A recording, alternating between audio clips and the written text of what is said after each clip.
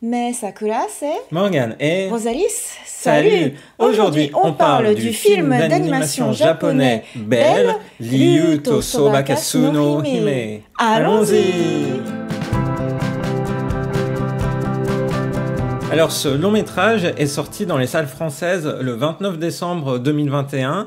C'est le nouveau long métrage du réalisateur japonais Mamoru Hosoda, qui est un réalisateur que nous apprécions tout particulièrement avec Rosalis, qui avait réalisé La Traversée du Temps, Summer Wars ou encore plus récemment Mirai, ma petite sœur. Et là, il revient en 2021 avec un long métrage qui est sorti au Japon le 16 juillet et qui avait été précédé d'une première au Festival de Cannes avec une ovation et une standing ovation de 14 minutes, ce qui montrait en quelque sorte la manière dont le public avait apprécié cette œuvre. Donc, de quoi il retourne? C'est une sorte de version 2021, des années 2020 de La Belle et la Bête, mais en fait un peu, mais pas tant que ça. On va voir pourquoi. En fait, l'histoire nous permet de suivre une adolescente, Suzu, qui a perdu récemment sa maman et qui vit difficilement le chagrin et le deuil de cette perte. Et elle, qui partageait quelque chose de vraiment fondamental dans sa vie, c'est-à-dire le goût pour la musique avec sa maman, n'est plus capable en fait de chanter dans le monde réel.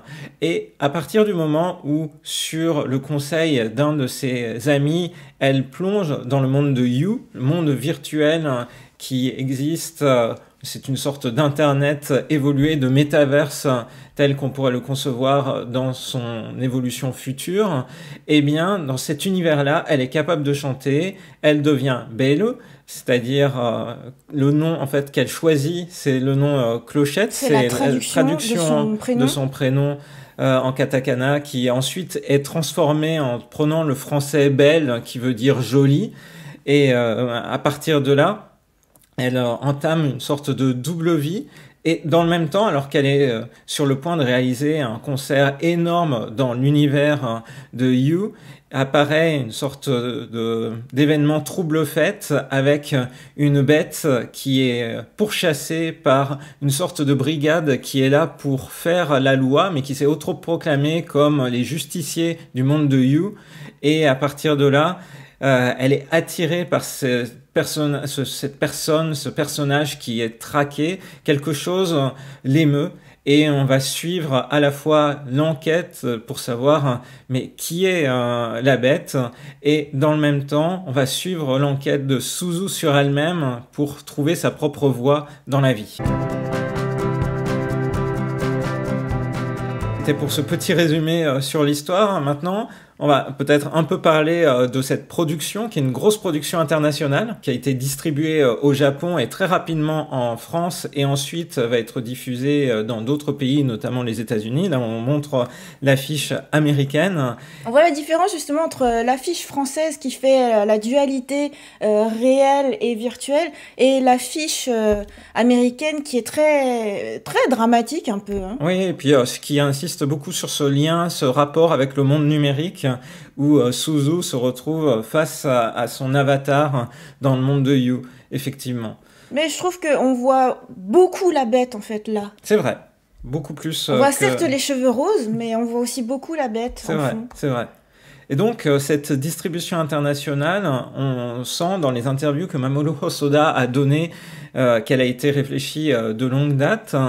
Et c'est dès le début. Il faut dire que pour sa précédente œuvre, Mirai, ma petite sœur, qui était une œuvre du studio Chizu, studio qu'il a fondé il y a maintenant 10 ans, puisque c'est les 10 ans du studio. Son œuvre avait été repérée notamment au moment des Oscars, et je pense que ça a concouru au fait qu'il puisse construire autour de lui une vraie équipe internationale. Il est allé chercher en fait une personne bien connue au niveau du character design des personnages Disney, un Sud-Coréen dont le nom est renommé dans le monde de l'animation, c'est Jin Kim, qui a travaillé pour Disney de 1995 à 2016, qui a contribué à la réalisation de ses films et à la patte graphique de ses films, comme La Reine des Neiges, Baymax ou Vaiana. Mais là, sur ce point, il y a des personnes qui réagissent en disant vous avez donné une patte Disney, vous revisitez La Belle et la Bête, vous vous êtes inspiré, patati patata. Et lui, là où je trouve ça admirable, c'est qu'il est très respectueux en fait de ses artistes. Il dit moi, je trouve pas que j'ai donné une patte Disney, c'est plutôt l'artiste qui a insufflé ce nouveau chara-design pour Disney. Et qui aussi crée pour l'œuvre Belle. Donc finalement, c'est sa patte à lui, quoi, la patte de l'artiste. Et je trouve ça d'autant plus admirable que quand tu compares avec des interviews, genre des films qui sont sortis récemment, genre le dernier film de Evangelion, tu te dis que t'as d'autres réalisateurs qui ont l'air de faire cavalier seul et que leur film, finalement, c'est leur film à eux tout seuls. Et autour de lui, c'est plutôt les gens en dessous de lui, quoi. Qui sont ses assistants et qui voilà, vont faire certains jobs pour lui. Là, je trouve qu'il se met un peu au même rang. Il dit voilà, cet artiste-là, il apporte ça, cette chanteuse-là apporte ça, cet architecte apporte ça. Et en fait, il fait un peu chef d'orchestre de tout ça. Tout à fait. C'est une vision en fait de la réalisation de films d'animation qui s'est d'ailleurs heurtée dans les années 2000 à d'autres visions, notamment au sein du studio Ghibli, puisque si on revient sur la carrière de Mamoru Hosoda, il avait commencé au sein des studios Toei, au plus bas poste, on va dire, en tant qu'animateur clé, par exemple sur des films de Dragon Ball. Quand on dit animateur clé, en fait, c'est la personne qui dessine toutes les scènes. Pareil, le film de Sailor Moon Super S. Supers, voilà, fin des années 90, et puis il avait été remarqué par le film qu'il avait réalisé pour la franchise Digimon. Et à partir de là, en fait... Du coup, ce qu'il veut dire dans tout ça, c'est qu'à la base, il dessine bien, quoi. Oui. C'est pas juste quelqu'un qui va créer des histoires, il dessine aussi très bien. Et Toshio Suzuki, le grand maître d'œuvre du studio Ghibli, en fait, l'avait contacté pour réaliser un film, c'est Le Château Ambulant. Et donc, il a travaillé plusieurs mois, en fait, au sein du studio Ghibli pour réaliser ce film, Le Château Ambulant, mais ça s'est pas bien passé. Et dans les interviews, il explique que justement c'était très difficile en fait d'aller contre la volonté des figures tutélaires qui étaient Hayao Miyazaki et Isao Takahata. Et que, parce que eux aussi là ils sont c'est leur film à eux, faut faire ce qu'ils disent et voilà. Et pour eux c'est le studio Ghibli, c'est leur univers à eux, donc si tu travaillais pour le studio Ghibli tu devais te plier à cette vision là. Et Mamoru Hosoda en fait plutôt que de faire le film que Hayao Miyazaki aurait voulu qu'il réalise pour Le Château Ambulant, a préféré quitter Ghibli. Et finalement, c'est Miyazaki qui a repris la réalisation du Château Ambulant. Et on voit bien, en fait, qu'il y a des personnalités qui sont compatibles. Et là, en fait, on était plutôt sur des personnalités qui n'étaient pas compatibles. Et Mamoru Hosoda explique dans ses interviews, notamment, que s'il avait réalisé ce film-là, Le Château Ambulant, mais en se pliant, en fait, aux contraintes qui lui étaient imposées, en fait, toute la suite de sa carrière n'aurait pas existé. Parce que ensuite, quand il quitte Ghibli, il va se rapprocher d'un autre studio, Madhouse, où il va réaliser, en fait, La Traversée du Temps, et puis ensuite d'autres films jusqu'à fonder le studio Chizu, et maintenant il y a 10 ans. Une petite parenthèse aussi à propos de La Traversée du Temps, moi je l'ai découvert dans ta ville natale, à Annecy, au Festival d'animation d'Annecy. Donc déjà à partir de cette époque-là, on peut dire ces films arrivaient à l'international. Tout à fait. Et donc ensuite, eh bien, ces films se sont vraiment imposés dans le paysage. Et comme tu le dis, donc il a une vision vraiment large de son métier de réalisateur où il associe finalement plein de talents internationaux, comme on le disait, Gene Kim pour le chara-design. D'ailleurs, on va juste s'arrêter sur un élément. Je pense que le personnage de Belle est vraiment surprenant par ses proportions, en fait. Et on a des proportions, des très longues jambes, en fait. Et même les personnages, au moment où Belle apparaît dans le monde de You, commentent, en fait, cette idée-là. Et même Suzu est étonnée, en fait, du design qu'elle se retrouve dans le monde de You, puisqu'on choisit, dans le monde de You, on ne choisit pas, en fait, le design qu'on a, enfin, son avatar. Donc je trouve que c'est aussi cette patte-là qu'on retrouve. Et puis pour toute l'architecture qu'on voit derrière nous, en fait, du monde de You, il a fait appel à un architecte londonien, Eric Wong, pour concevoir cet univers. Vraiment une sorte d'évolution de ce qu'étaient les univers virtuels tels qu'il les voyait, puisqu'il y avait une œuvre, moi, que j'avais trouvée passionnante, qui était Summer Wars, sur la conceptualisation de ce qu'était le monde virtuel. Et là, il va beaucoup plus loin que le monde de Oz. à travers cet univers où il y a plus de notion de haut et de bas, où on se plonge dedans. Il y a plus de 5 milliards de personnes qui sont connectées dans cet univers-là, c'est ce qui est dit dans l'univers de You.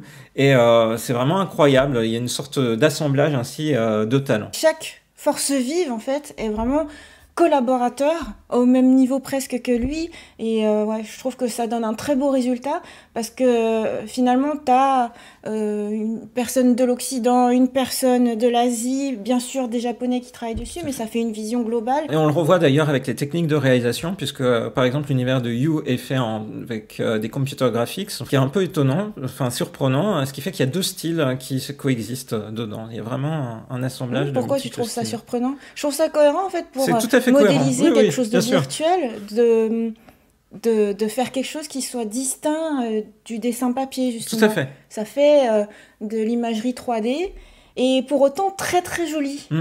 Et ce que je trouve intéressant aussi, c'est que les mouvements en fait sont très réalistes, et pour cause, c'est carrément une danseuse qui a été engagée et puis qui a eu plein de capteurs partout pour faire la gestuelle quand Belle est en train de chanter et danser. Donc en fait voilà, c'est ça qui est bien, c'est qu'il à chaque fois, il s'est entouré de bonnes personnes pour telle gestuelle, tiens, vas-y, prends une danseuse. Pour tel costume, ah bah je prends une flower artist. Pour les costumes, pour le design, pour tout, en fait, je trouve ça trop bien. Et il les met en avant. Tout à fait. Parce qu'on a vu une série documentaire Making of japonais, ouais, et à chaque fois, il met en avant tout le monde, quoi. C'est pas vraiment que juste sur sa personne, son introspection, tout ça. C'est vraiment, il y a plein de forces vives qui collaborent, et c'est trop beau. C'est ça, et puis il a donné finalement de l'importance à chacun qui a pu apporter sa patte. Il y a un réalisateur pour la musique.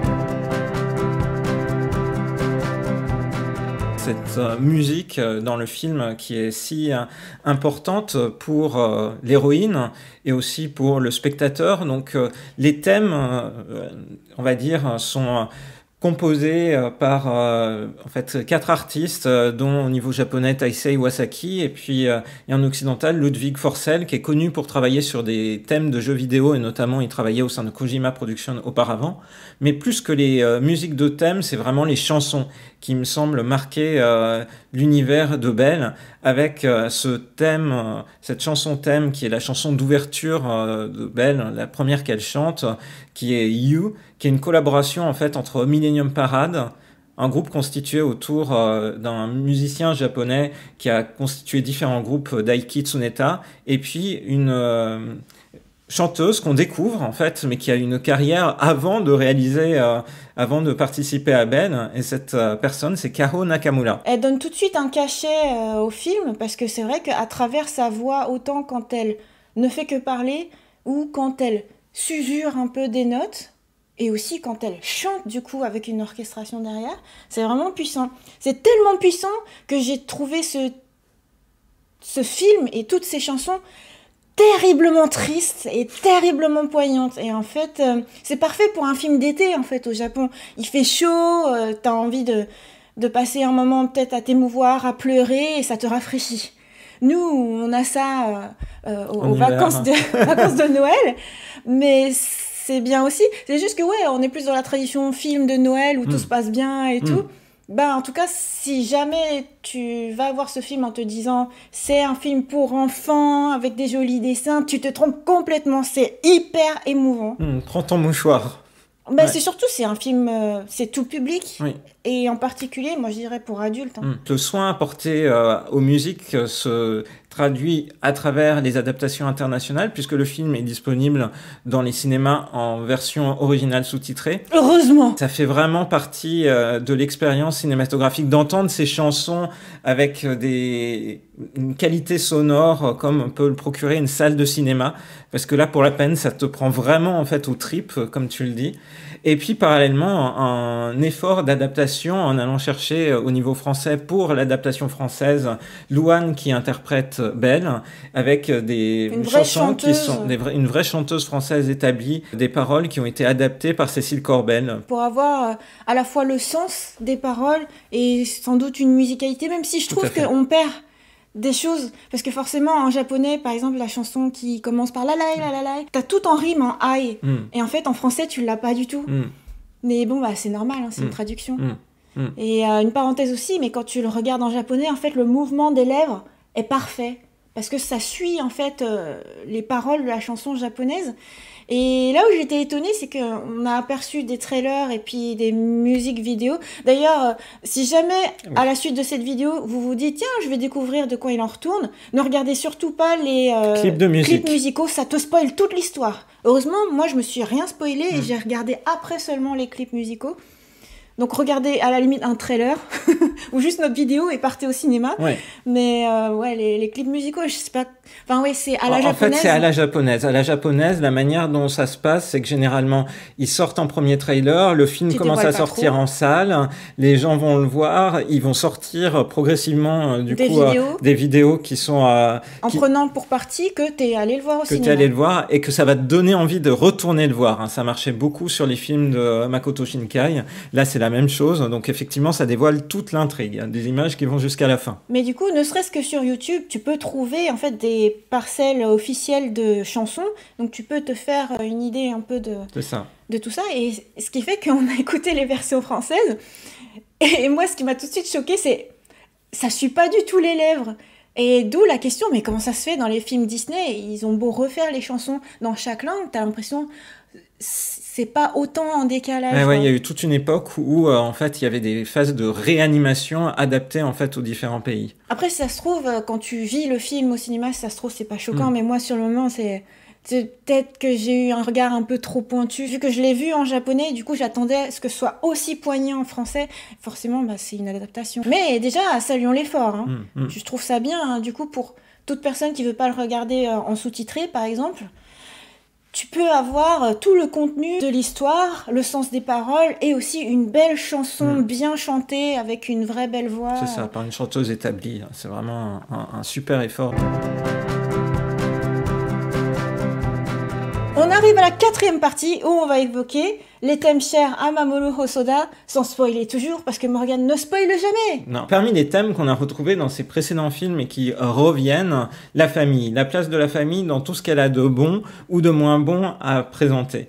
Donc c'est quelque chose qu'on revoyait évidemment à travers son œuvre précédente Mirai, ma petite sœur, qui était beaucoup centrée sur son expérience de paternité, mais plus globalement dans le film qui auparavant évoquait vraiment le lien avec le virtuel, c'est-à-dire Summer Wars, où là on avait une vision de la famille japonaise traditionnelle. Il y a ici, dans cette famille-là, dans la famille de Suzu, l'héroïne, qui est marquée par la perte d'une personne et la manière dont la communication disparaît finalement dans cette famille. Il y a un point particulier que cherche à développer Hosoda, c'est comment cette communication peut être éventuellement rétablie. Mais il n'y a pas que la famille, il y a aussi tout le contexte en fait.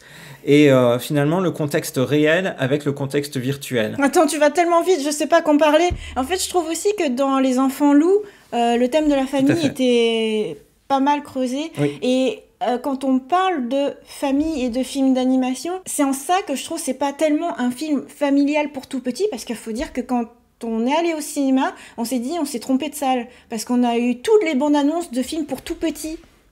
Avec voilà des animaux, des lapins. On s'est dit mais c'est quoi ce ciblage? Là où la famille peut parfois être un élément indispensable, ça peut aussi être la source de tout émo. C'est montré de manière réaliste et crue même. Et voilà, je trouve que c'est le point qui m'a marqué, c'est-à-dire que moi, quand je n'ai vu que l'affiche française, quelques sous-titres, toi tu m'as dit on va le voir, c'est Mamoru Hosoda. Moi juste sur le nom du réalisateur, j'ai dit ouais on y va.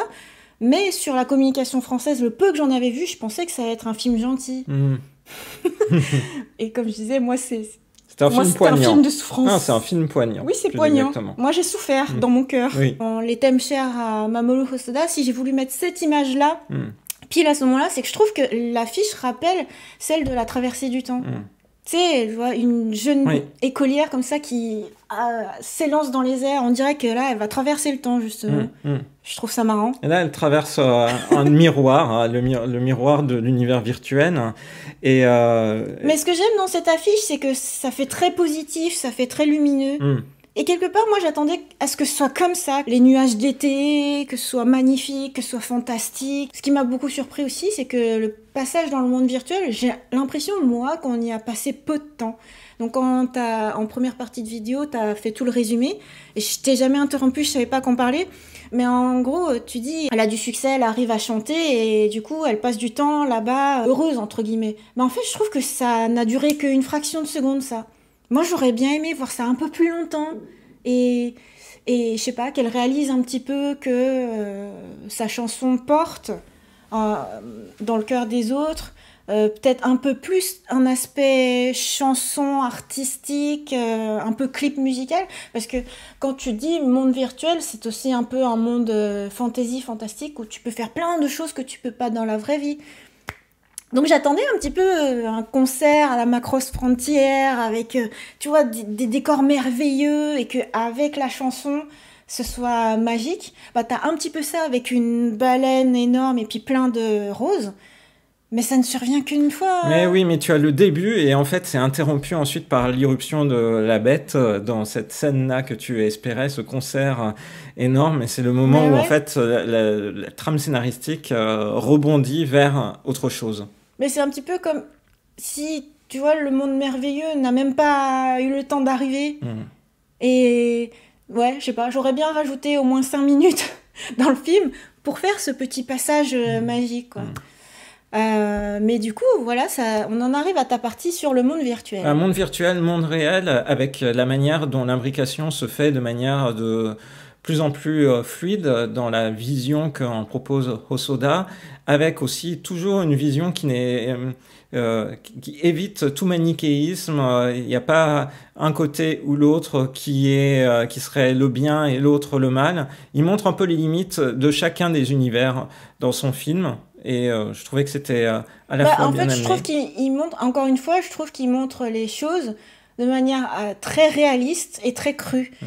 Parce que Internet, ça peut être bien pour t'épanouir quand dans ta propre vie réelle, t'es peut-être mal dans ta peau ou t'as certains soucis physiques et tout ça. Mais ça peut être aussi la source de problèmes. Et notamment, en fait, il montre à quel point le jugement des gens peut être, les gens anonymes, peut être mesquin, rapide. Et comme en fait, ils peuvent retourner leur veste du moment que, voilà, il y a un buzz.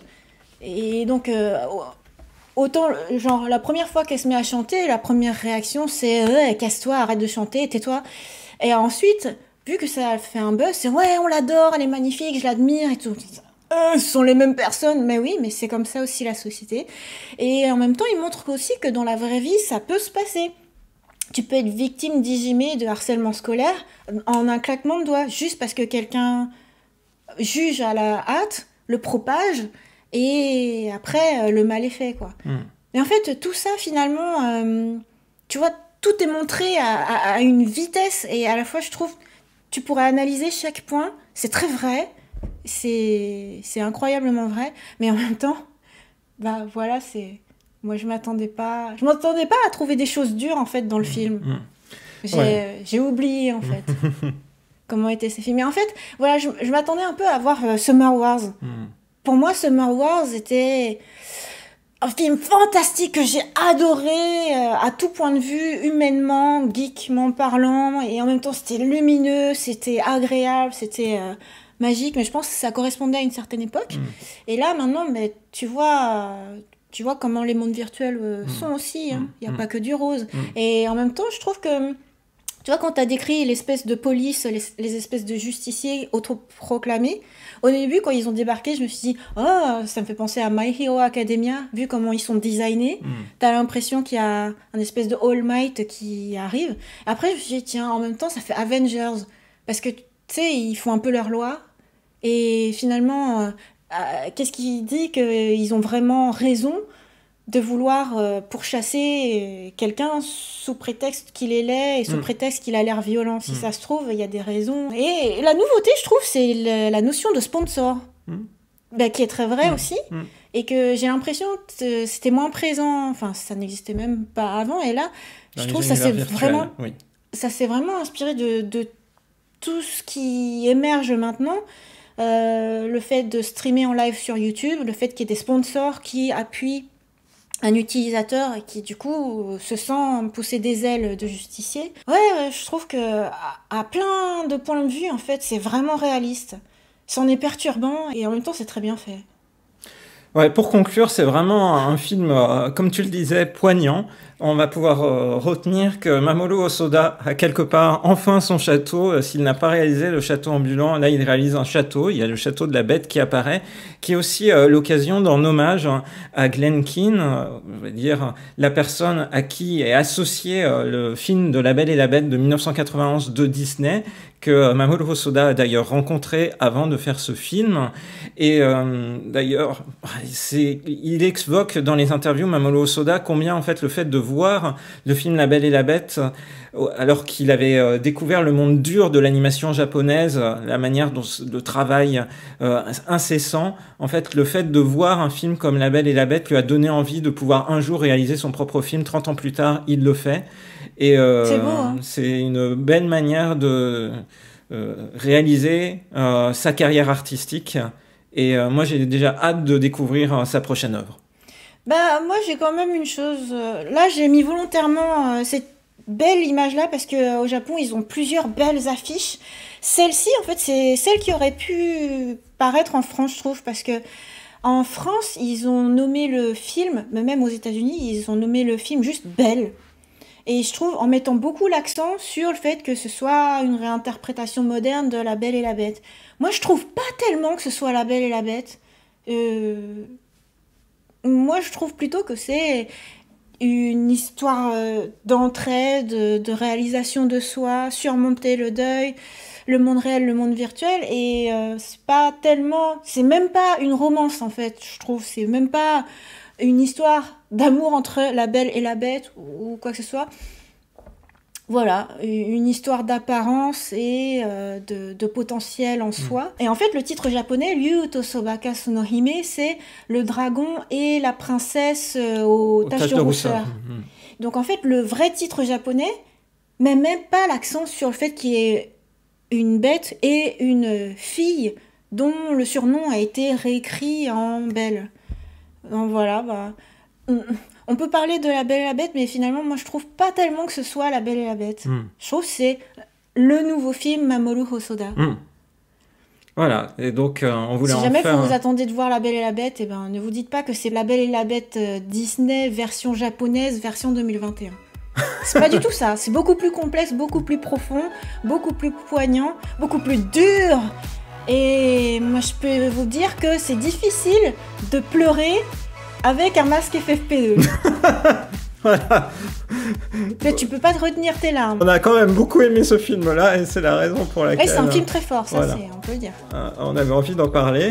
On espère que cette vidéo vous a plu. On vous donne rendez-vous à très bientôt dans une prochaine vidéo sur la chaîne de Rosalis. Bye bye, bye.